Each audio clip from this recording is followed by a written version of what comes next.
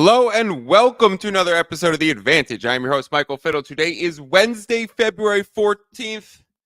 We have a 13-game NBA slate to break down today. It is not only Valentine's Day, everybody. Peel back the curtain a little bit. It's my 32nd birthday. Happy birthday to me. People always ask me, Mike, how do you spend Valentine's Day? How do you spend your birthday? Are you dating it? Not right now. I am married to the fucking game. So I will be breaking down bets. I'll be watching some hoops tonight. And I think everyone who is dating somebody or in a relationship or whatever you got going on, maybe you're married 20 years deep and you're still dating and going strong. Here's my pro tip for Valentine's Day. Here is value obtained on February 14th. I used to always get my way because it's my birthday. So I would have the right to be like, we're not doing that. We're doing whatever. Celebrate Valentine's Day on the 15th. It is the biggest value hack in all of loving relationships because chocolate 75% off, teddy bears instantly 75% off. You go out to dinner, no prefix menu with an overpriced thing and everyone else is surrounded. You get an empty restaurant, nobody's out. You save so much money. You get all this value and you really look twice as romantic if you do it right. So, little birthday tip for all you Valentine's Day celebrators out there. We have 13 NBA games to talk about today. I got action in 6 of them. We have some big bets on the board today. We have some moving numbers. We are going to break it all down. Let's get this thing popping. I'm the type to get shit done. You the type to observe. March Madness on my speakers, but today's November 23rd. Got something loud in the blunt, yeah. I do and say what I want, yeah. Probably somewhere sunny getting tan. Foreign women in the sun, yeah. That's all that I need. That's all that I need. That's all that I need. Got my brothers with me. Got my brothers with me and my mama's healthy. That's all that I need. All right, instantly during the intro, we got some comments in the live feed. Showtime every time trying to tell me, he probably lives in LA because he's a Showtime Laker. He's trying to tell me that it won't fly to celebrate Valentine's Day on the 15th. Showtime every time. We know who wears the pants in that relationship. You got to take some power back, man. You got to show them the value obtained. Like I said, anyways, today, February 14th, we are going to break down today's 13-game NBA slate. But before I get started on all that, let me remind you guys the typical housekeeping. As always, make sure you are following me on Twitter at FiddlesPicks, which this is actually live streaming on right now. It's the first time I've ever done a slate breakdown live stream because I'm normally doing these at like 2 in the morning and no one would tune in. Today I'm doing it at 9 a.m. West Coast, 12 noon. Happy lunchtime, everybody. Yes, I figured I could actually do it live. We have some moving numbers to talk about. And then, of course, sign up for my free gambling newsletter, the fiddlespicks.substack.com. That is generally where I always send out my first bets of the day, my write-ups, free giveaways, some fun stuff. fiddlespicks.substack.com. Make sure you're following me on Twitter at fiddlespicks. And, of course, if you are a fantasy basketball player, check out the Fantasy Basketball International website, Discord channel. You could sign up for their listener league, some great other voices in that space. If you need any help with waiver stuff, trade stuff, go check out Fantasy Basketball International. Okay, like I do every Wednesday, we bring up the odds screen from FanDuel. I just think it presents the best to go through the live show. I like how I could highlight the odds. I like how I could bring down some of these stats and talk some betting splits and see the last 5 games. Not all of my bets are on FanDuel. I highly recommend that if you are betting and if you are tailing along, you sign up for as many sports books as possible so that you could always line shop the best line. So not all of my bets came in at FanDuel. I will be sure to point out where I submitted my bet, where the best odds currently are, and what the exact number that I got was. So let's start this 13-game slate talking about the Hawks visiting the Charlotte Hornets. 2 teams that have been a little bit reeling this season. 2 teams that we might have expected to been a little bit better this season. And the first thing that I'm seeing right now is this key number on the 7. It's going to be hard to get this game to move off the 7 because it is the most important number in NBA betting. It is the most common outcome in NBA games because It is that perfect threshold between a 2-possession game, which is 6 on 2 3-pointers, or a 3-possession game where you need to get up to 7. So when teams are down 7 late, they won't foul. When teams are down 5 late, they will foul, and they'll give the other team 2 free throws and a chance to get to 7. Or they're down 6, the other team gets 2 free throws, and maybe they miss one, make one, and they get to 7. So we see 7 as the most important number in NBA gambling. That is incredibly important to know as you start going through these things. If you are obtaining movement from a 6.5 to a 7, from a 7 to a 7.5, or moving the other way from a 7.5 down to a 7, down to a 6.5, if you're getting CLV through those zones, those are the most valuable spots to obtain. It's like going to Valentine's Day dinner on the 15th. What are we even talking about? For this specific game, I have seen a bit of public action on Atlanta and a little bit of bouncing numbers to show it might be a reverse line movement Charlotte type of spot. See, now at FanDuel, we could see the numbers here on the screen. 54% of the bets, 61% of the money. That looks good. That looks good. I'm not reading too much into that. When I look at VSiN over at DraftKings and their splits, 47% of the bets on the Hornets, 58% of the money on the Hornets. I actually think that tells a better story of the splits. It's probably relative to where these odds have been priced. Another thing to always remember when you're going through these things is, why might FanDuel have splits showing 61% of the money on Atlanta?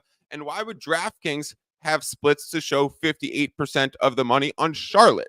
How can we read into that? Well, we need to understand contextually where these lines have been, right? If, let me go to DraftKings real quick. But if FanDuel is offering this Atlanta Hawks at minus 106 juice, or possibly at 6.5 where it was before, then bettors are going to go there as opposed to playing a minus 110 on the 7. Whereas if you're going to take the Charlotte Hornets, you're going to go play the plus 7 at minus 110 as opposed to playing the plus 7 at minus 114. So we need to contextualize the splits into the way they've been priced a little bit. I'm not reading too much into this. It's been kind of a flat market. It's pretty much sat there at 7 the whole time. I am backing the Atlanta Hawks to make an improvement in the second half of the season. We know LaMelo Ball is going to be out at least through All-Star break. We'll see if he comes back even on the back end. I do think the Hawks are going to take that step forward. I don't know if it comes tonight on the road in a flat market at the number 7. For me, that's worth skipping.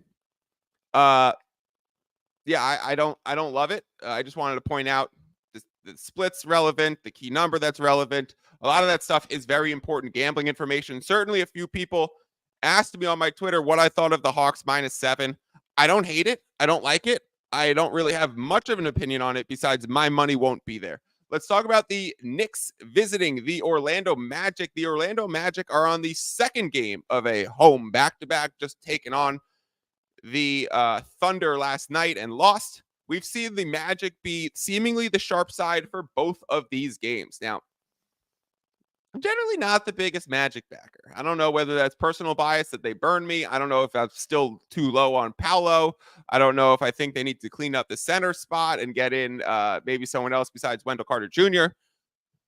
But I generally haven't been the biggest Magic backer, and the Knicks have burned me a lot. The Knicks are dealing with a lot of injuries. This line movement from Knicks +1 at the opening line to now a Knicks +3.5 can be very related to some of the injury news that's come out and some of the guys who are or are not playing. So I'm pulling up the Knicks injury report right now as it's latest up to date. OG obviously out, Randall out, Mitch Robinson out. We've known that. DiVincenzo listed as questionable. Hartenstein listed as questionable. I don't see any word on Brunson, so maybe Brunson's good to go now. We have seen movement in this total, and I've seen people, I don't know if people asked me or if I saw it. I don't know if it directly came to me, but I think it did. Someone directly asked me, is this reverse line movement on the over on 211? Because the number's been moving down, or rather is this reverse line movement and you'd want to back the under in the total of this game because the number's been moving down despite money seemingly being on the over. Now, I don't think so. I don't think it's fair to call a line that's moved from 213 down to 211 or 24. I think it was even 214 and a half. Let me check the exact open. 215 was the exact open for this, and it's moved steadily down despite being money on the over, and it's already a low number. 211.5 for a game in 2024, the NBA. It's not 1990s anymore, fellas. To me, this is more injury pricing. To me, this is more forget the handle, forget what's already been bet on this game. We need to reprice this line appropriately for where it should sit in the market now. And so bringing that number down from 215 to 211, there's 210 and a half, there's 211 and a half on the board right now. This is hovering in, we don't know who's going to play. We don't know who's going to generate the offense. And this is where the line should be. So forget the splits. Do not read into it. This is not saying, hey, this is an underplay now at 211 because there's money coming in on the over and it's still moving down and they're catching all these suckers. I don't think that's what's happening. I don't think that's what happens in general with reverse line movement. That's not how I contextualize it even happening. This to me is a repricing, and it is important to establish the difference between those two things when it happens. Miami Heat taking on the Philadelphia 76ers. I think we've seen these teams face off in the playoffs like 117 times in the last few years. Miami Heat clear sharp side for this game. Two things I want to talk about here. Miami Heat the sharp side, but we've moved through irrelevant numbers. We've gone from that +4 at some opens down to +3.5. There was a few +5 opens. I think PointsBet opened at a +5, and that was swooped up pretty quickly. Universal Open was pretty much 4, 4.5, and now it's down to 3.5.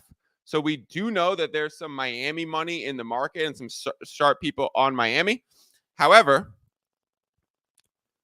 if I often talk about the key numbers in the NBA being 7 as the most common outcome, 5 as the second most common outcome, 6 as the third most common outcome, and 8 as the fourth most common outcome, memorize those. 7, 5, 6, 8, 7, 5, 6, 8. Memorize it. Where does 3.5 and 4 sit in there? Did I just say those? No, I did not. So if we're moving from 4, 4.5 down to 3.5, there's the numbers that you're still covering. The 1 is the 11th most common outcome in NBA games. The 2 is the 8th most common outcomes in NBA games. Do I have all these things memorized? Yes. Should you? Yes. If we're moving through those irrelevant numbers, you're not obtaining much value in picking that off. So maybe do you want to just play a straight up money line? Play Heat on the road, Sans Embiid? I want to bring up the Miami Heat injury report real quick and see who's playing. Jimmy out, Rozier out, Josh Richardson out, Drew Smith. I don't know why they still put him on the injury report. I mean, he tore his ACL. He's done for the season. Why is Drew Smith on the injury report? I'll give someone a nice giveaway if they could properly answer this question for me. Why is Drew Smith on the injury report from a torn ACL in like the first week of the season? And LaMelo Ball, who's confirmed out until after All-Star break, isn't even on the injury report. And then I have to go look at the Hornets injury report and say, what's the newest words on LaMelo? Or what the fuck's happening with Mark Williams? I know my guy Josh Lloyd will very much agree that the Charlotte Hornets injury reporting is whack. Now Terry Rozier is in Miami, so we finally know that Terry's actually going to be out this game. If he was still in Charlotte, we'd be in no man's land. Do you want to still play the Heat money line with Jimmy and Rozier out? Do you want to just play into the Jaime Jaquez, Tyler Hero, Bam Adebayo trio? I mean, it's going against Maxey, Harris, B-Ball, Paul. There's certainly no Embiid. Will be interesting. The other thing to talk about, I have not played that myself. I just think it's worth discussing the key number there and whether or not you just forego playing the spread and then just take a money line. If you're going to play a plus 3.5 and you know 1, 2, and 3 are not the most common outcomes, you just say, okay, why pay minus 108 when I could just get plus 130 for the outright win? That's probably equal value and probably a little bit worth it in your favor, in my opinion, to just play money line. The over-under, 225 right now, very much a bouncing market, but the thing that I want to point out, and I've been mentioning this a lot in my writing, previous podcast, going back to the beginning of the season, anytime Embiid would sit, we would see this offense run through Maxey and Harris, and it become more of a 5-out scheme. They'd play more small ball. You'd see moments of, I think Batum's out tonight, but you'd see moments of Batum at the 5, Covington at the 5, B-Ball Paul at the 5. Definitely some small ball lineups from the Philadelphia 76ers, which has led to a barrage of overs. Like their opening games, they are 32-21 to the over this year. So they've been cashing overs on the Philly side, and the market hasn't been able to price it high enough. So it was just becoming a matter of when and not if. When are they finally going to start putting the 76ers total higher than expected? Because every total was taking opening value steam towards the over, and the closing line was closing above the opening line. It was bread and butter for the last few weeks to take the Philadelphia 76ers opening over basically right away. And I want to point out, it seems to have been priced out. Last game, they took on the Cavaliers. Shorthanded Philadelphia 76ers actually beat the Cavaliers. But that game total opened at, I think, 230.5, dropped to 229, and then went back up and settled right there. Here, we're seeing the same thing. This opened at 224.5, dropped to 223 at some points. It's back to 225. We are not obtaining value by smacking and opening over on Philadelphia anymore. We're done with that. The market has caught up. We recognized it. It has reached a resistance points, and we say thank you for your 32-21 so far. We've played a bunch of those. That is well part of our plus 65 unit season thus far. And if you've been with me for a while, if you've been listening to my pod for a while, you've heard me talk about the 6 different types of gamblers in the sports market. 6 different types. Public. That's you schmuck fuckers who are doing parlays. Talking to you. Public. Trends bettors. Trends bettors are the people who say Philadelphia 76ers are 6-0 in their last 6 towards the over, so let's take them in the over for the 7th. No! That's not how this works. Previous results don't indicate future results against a line that's predictive based on the previous results. That stuff is all priced in to the given line. So we cannot use that to then forecast the next game. We could use that to forecast what the price of the line should be. Fine. I'm with you. I'm all ears. Let's have the discussion. But if we're going to say just because they've been winning, we should take it to win again on the over? No. I mean, I feel like people who bet the Pacers over under this earlier this season have realized it caught up. You can't just smack Pacers overs if it's at 256. Talk about the Pacers in a second. This has been priced out. This is worth skipping. And when you reflect on this trend, you say to yourself, well, I'm glad I realized it before we started screaming about it from the rooftops and then it not even being a real thing anymore. The best part of a trends better, the best thing a trends better can actually do is realize the trend before it's like as it's happening and before it's developed. If you're a trends better and you're going back and citing 9-1 in the last 10, then homie, you should have had been betting this for the last 10. I don't know if this is going to help you in 11, 12, and 13. It's irrelevant. I should redo that podcast. It was a fun episode. You can see I already get pretty heated about it.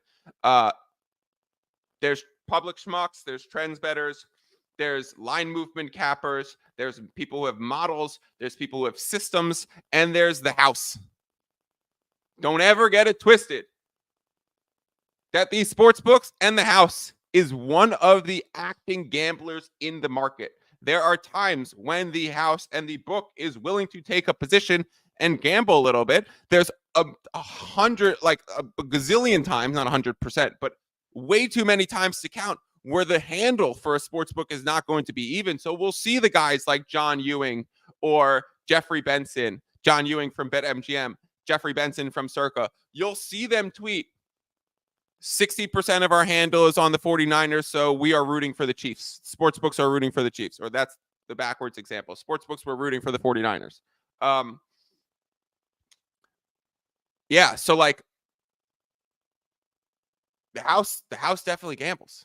These are all different types of gamblers. Anyways, let's talk about Indiana Pacers at Toronto Raptors. I am on the Pacers minus 3.5 at minus 110 odds. You could definitely still find that on the board. Let's find where real quick. There is a minus 110 for the Pacers at PointsBet at Bet365. FanDuel just moved it up. BetMGM apparently still has it. BetRivers is minus 113. DraftKings is minus 115. So go find a minus 110 on the Pacers side. When this line opened at Pacers minus 2.5, I was like, trap? Like, what the hell is going on here? A little Siakam revenge game? A little put the montage of Pascal Siakam on the big screen? Get some teary eyes in the building. Show the highlights of that title run with Kawhi and Marc Gasol and Lowry.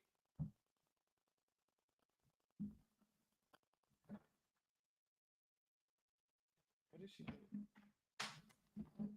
She's being real weird.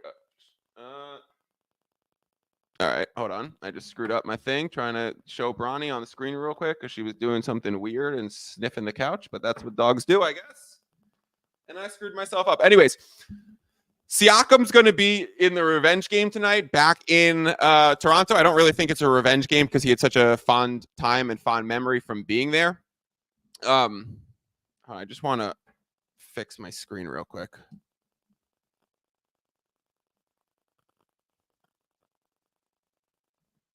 I don't know what I just did. Okay.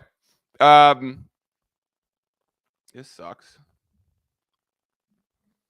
Good thing I'm doing this live, so I can't pause it and go fix it. Anyways, I'll do this without having all the screens up.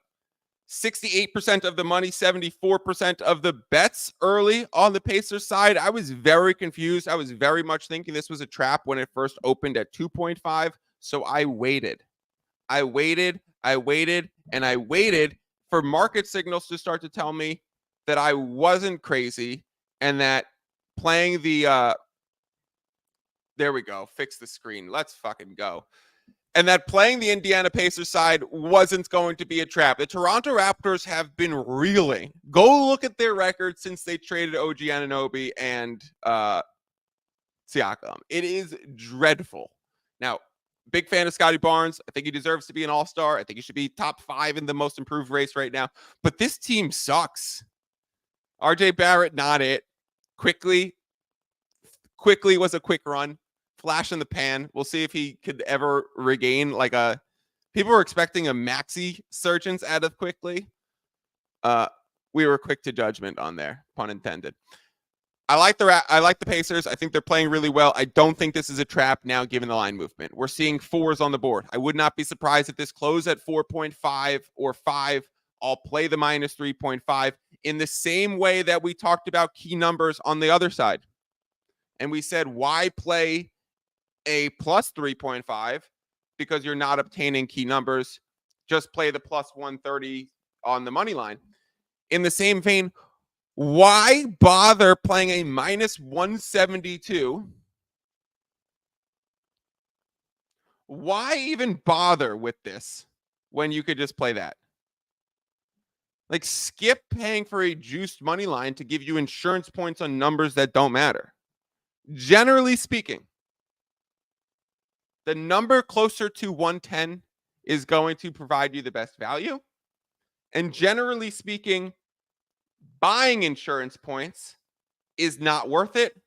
Selling points and gaining an escalator and a boosted payout can be more valuable than buying the insurance. You're going to cost yourself if you're playing a minus 172 money line versus a minus 3.5 point spread. Just play the spread at minus 3.5.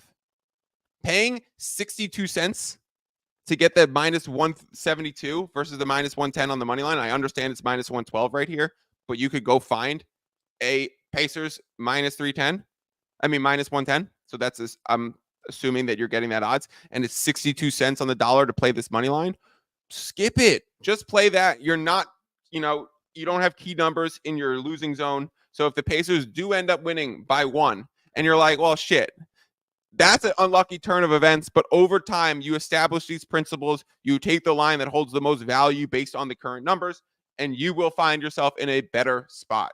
You are reducing risk by playing the lines closer to plus or minus 100.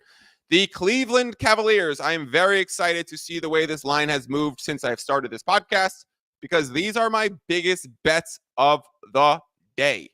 Cleveland, league's hottest team in 2024, at home facing the Chicago Bulls, who disastrously did nothing at the trade deadline. Did you guys hear that the Warriors confirmed offered Caruso? They asked for Caruso, and they confirmed offered 2 first-round picks and Moody.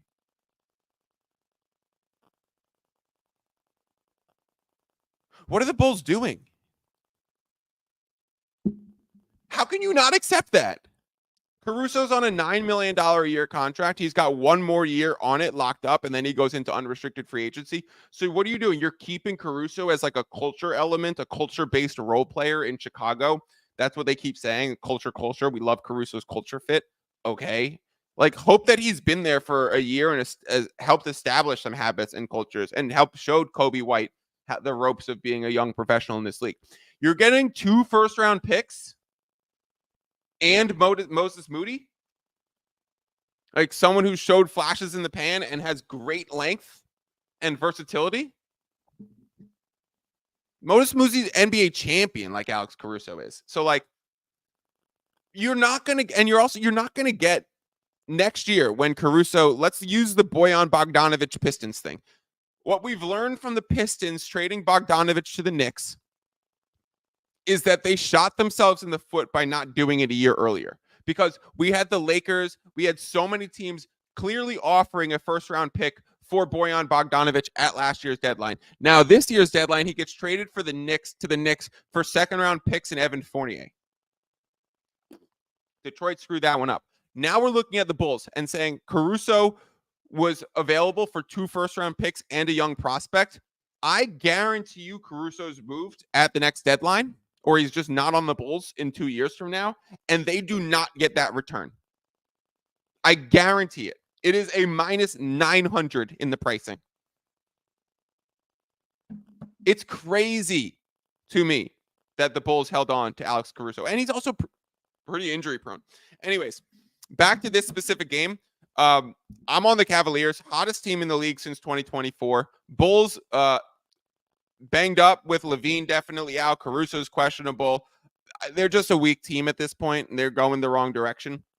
I played the Cavaliers at this minus 375. It was previously the best price on the market, and then it dipped a little bit to 350 because Sam Merrill and Darius Garland were put on the questionable list with a illness and a hamstring. I think Garland was the illness. Sam Merrill was the hamstring, if I'm correct. And then we also saw the total drop a little bit.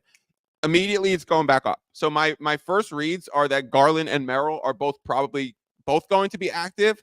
This over is still probably playable at 223. This was one of the strongest bets of my board today. I had the over 221.5 at Bet Rivers at minus 109. I played it for 4 units. I whacked it. Took out Thor's hammer and hit the slam. It just presented clear value to be able to play back the other side. Now, if this ends up getting to 224.5, I'm going to put 1 or 2 units back the other direction and try and middle this and ultimately have a big position tilted towards my over with closing line value. That is the goal. That is ultimately the way this is shaping up. I need Garland to be officially activated. And I do think right now there is ways to go. What I would do right now, if I had no bets on this game, if you didn't see me tweet out these lines last night, because I think it was really late, middle of the night, take the minus 375 Cavs now. I'm still okay with it. And take the over 223 now. I'm still okay with it. But play it for 1 unit. Don't play it for 4 units like I did, because you're not going to be able to play it back the other direction at value. Me having a 221 means I'm obtaining 222 and 223 as winning numbers on my ticket that you wouldn't get now. or you'd have to pay extra for it now in an alt spread. So skip that. You're not going to be able to flip this the other direction and play best numbers against each other. What you are going to be able to do is simply let an over 223 ticket ride. I do definitely think it is the right side. There's clear, sharp action on the over for this game and on the Cleveland Cavaliers for this game. It has been loud in the market. Market signals have been very clear. And the reason, going back to key numbers, and Showtime every time says, what's that order again? 5, 8, 6, 7? No, 7, 5, 6, 8, dog. 7, 5, 6, 8 is the order for the 4 most common outcomes in NBA games. 7, 5, 6, 8. Notice that there's no 9 in there. There's no 8.5. So if I'm taking a spread and it's at minus 8.5, this would be the time where I say, okay, now you actually do play the money line. Now you actually do buy the insurance points, because the insurance points are covering the 4 most common outcomes in NBA games. I skipped that when we were talking about the Pacers versus Raptors, because you're paying for the 1, which is the 11th most common outcome and happens 4% of the time. You're paying for the 2, which is the 8th most common outcome. These aren't frequent. These aren't ones that we need to play heavily into. But when you have 1, 2, 3, and 4, the top 4 most common outcomes, all right on the opposite side of your line, you're opening up that door for being in a late free throw situation and not getting up to the cover number, or not being in a late free throw situation and the Bulls just having an easy backdoor cover. Like, can we all see it now? Cavaliers are up 10.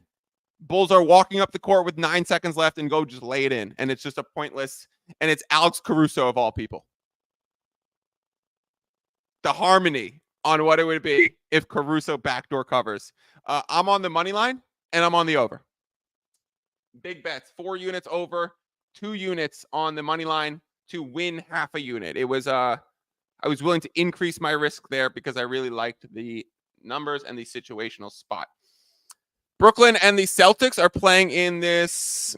I'm getting so many calls. I'm popular right now. Who is it? My birthday? Maybe.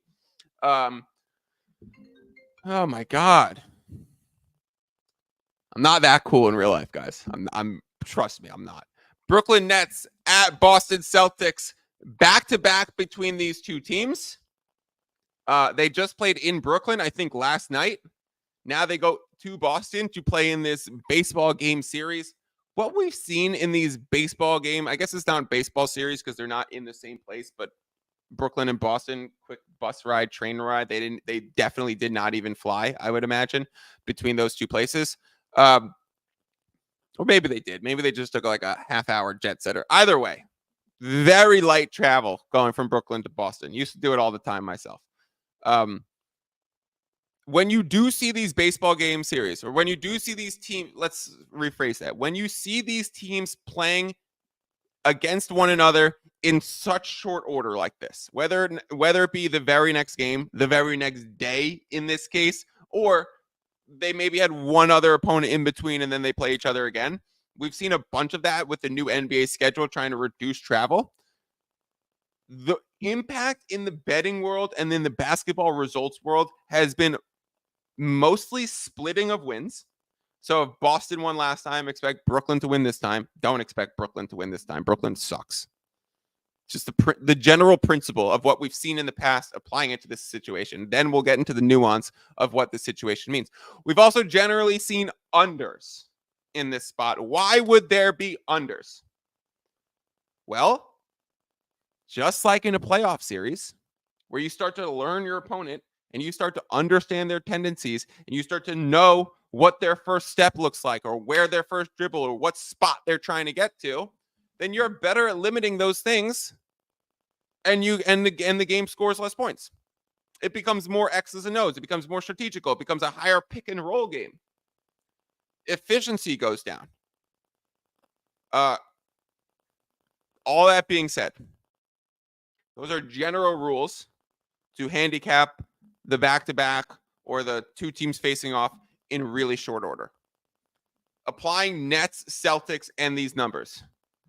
Celtics are now at home, and they're one of the league's best home teams. They won, 21 straight home games to start the season before losing to Denver? That's pretty fucking good. I don't want to play this Brooklyn Nets team that is really bad. Really bad right now. Disaster. Jacques Vaughn, hot seat, like it couldn't even be possibly hotter, but it's so hot that the Nets management is like, we don't even want anyone to fill it. So let's just let Jacques Vaughn burn on his ass for the rest of the year, and then he will go. And then we'll figure out what we do with Mikal Bridges, who apparently is still, everyone's still offering 4 first-round picks for. And do the Nets bring in something? Or do they, like, apparently Bridges was rumored to Houston. Both Bridges were rumored to Houston, Miles and Mikal. Not related. And apparently Houston was like, we'll give you all of your picks back. Like, we'll give you everything in the Harden trade back to you that you still owe us in the future, and then some. And maybe it was a Jalen Green or whatever. If you could get some Jabari Smith and some picks back, I don't think that's possible, but the Nets should have done that. The 228 total is another stay away for me. It opened 228.5. It's flashed to the 227.5. It's back up to the 228. This is a settled market. This is met its resistance point. This is very low value. This is, you generally would want to play an over at a 228 with the Boston Celtics at home, who can score 130 on any given night. But you also don't want to play into an over on the second leg of a back-to-back. You also don't want to play into an over juiced to minus 112 when it was at 227 at minus 110. You've lost value there. So a lot of things working on this game where I have no plays, but important to go through the process and explain, what do you see when you see these situations on the schedule, and how do you play them out in real time? Memphis Grizzlies versus Houston Rockets. Memphis is the sharp side. Memphis has been covering a lot of these games with their depleted team. I probably won't play Memphis again for the rest of the season, and then we'll be back on them like wildfire when Ja Morant returns next season. Houston Rockets, I just will say, are atrocious on the road. Atrocious on the road. You'd think they're like a young team with a first-year coach or something when that happens. Oh. What do you know? Okay. New Orleans Pelicans at home against the Washington Wizards. The same way that I talked about the 76ers versus Heat earlier before, and since Embiid has been being injured, we've seen all of the totals start to move north. We have the exact opposite happening with the Wizards. It feels like every one of their opening totals moves south and moves towards the under. So it's more just a market read than a basketball read. When I saw this game come online at 237, when I know how Wizards totals have been trending, when I know that this Pelicans team has a lot of defensive weapons, and they could guard anybody, I was like, this is probably going to start to move south. And then you start to see the 236s, the 235.5 start to show up. And you're like, okay, this is definitely correct. The splits are showing strong handle towards the under. We have 61% of the bets, 93% of the money on the under. This is not a basketball read. This is a market read. This is a grab at 237, grab it for 2 units, and see if we could play this back the other direction, or maybe you just let it rock. But just remember, Washington Wizards unders, if you are able to grab an opening number, have been reliable recently. I will make sure to come back on a future pod and say, forget that. Like earlier in this pod, I said it was 76ers overs, but it's been priced out. Eventually, this will be priced out. Maybe it is after the All-Star break. We're starting to see 230.5s show up for a Wizards total, and you're like, okay, that's where it should be. The Wizards are playing with incredible pace right now. The pace is insane out of the Wizards. It's the efficiency that's dreadful. So they're going to be playing more of their young pieces. I expect pace to slow down a little bit. They also have a new coach. They moved Unseld. They did the Brad Stevens trick. We're gonna promote you to the front office. Brad Stevens became the best GM in the NBA. We'll see what Unseld Jr. can do. New coach, and they're going to be playing even more young players. So I expect pace and efficiency to both decrease moving forward for the Wizards after the break. I expect to be able to look at a bunch of their unders moving forward. I'm already on their under. I think you could get 235 somewhere. Let me find the best number. If you haven't already bet it yet. Are you kidding me? Hold on.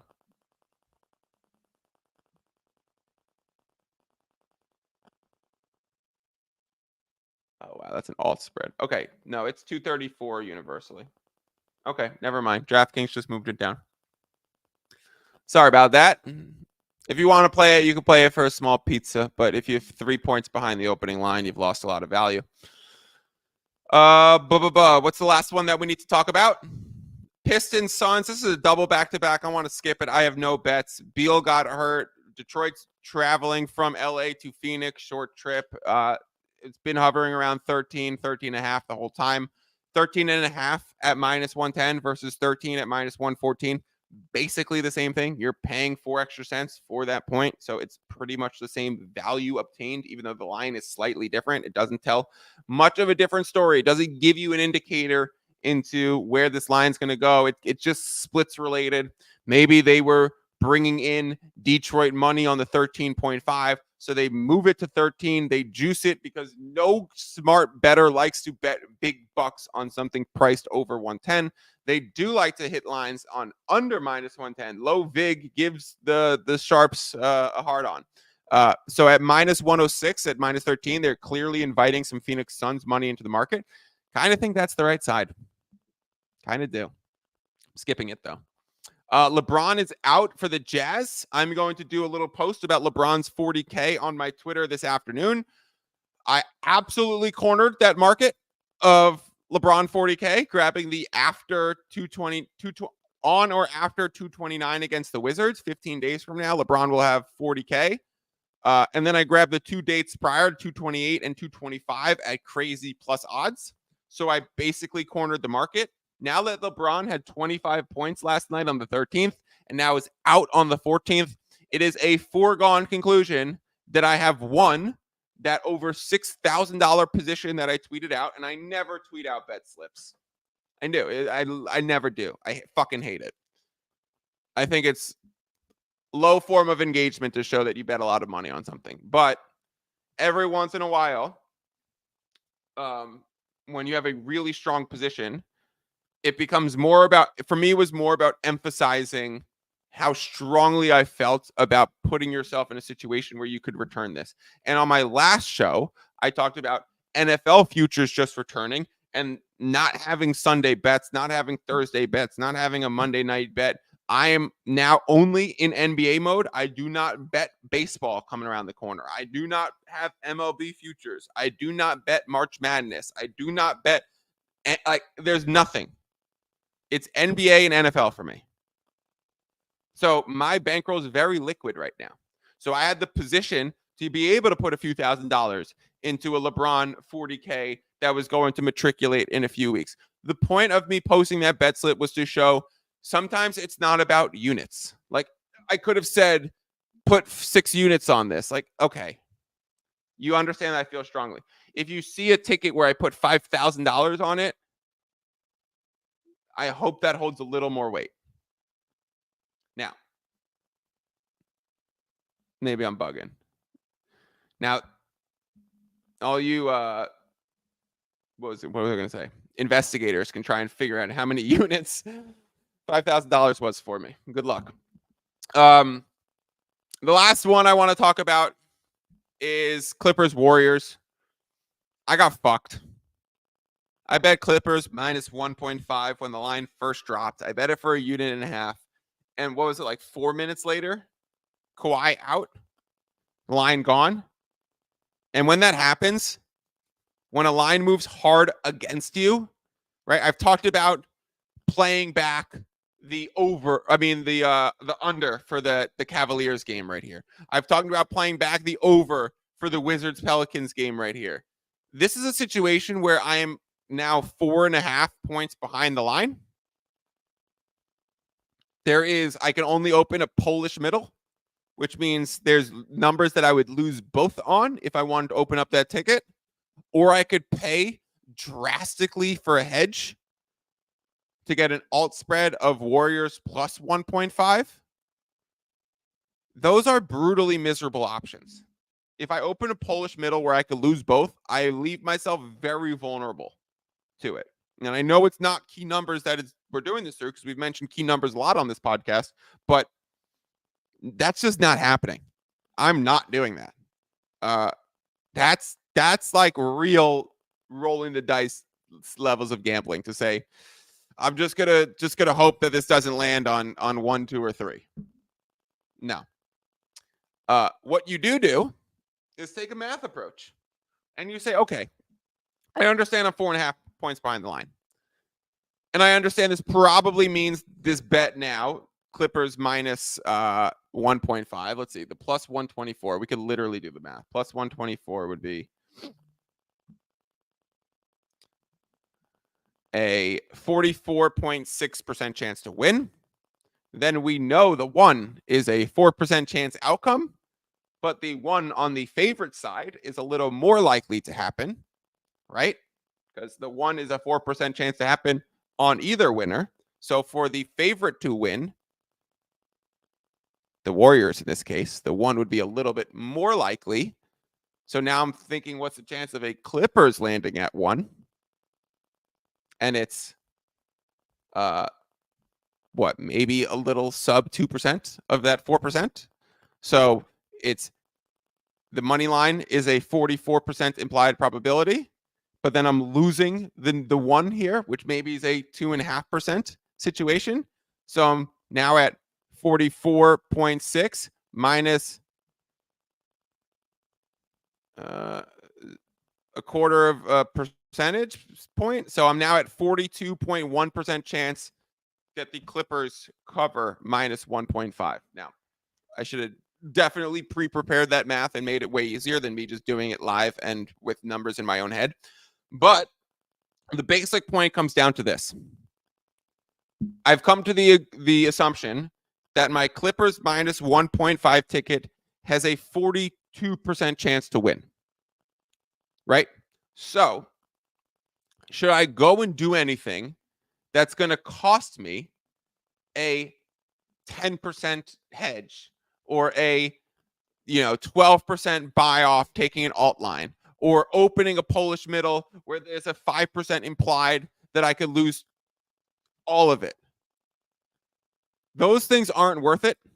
So for me, when a line has moved against you, it's a shitty situation to be in.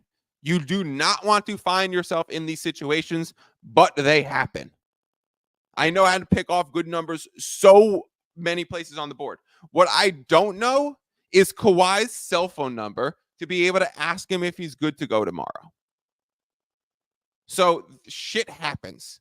We're literally gambling on humans throwing around an inflatable piece of rubber through metal rings.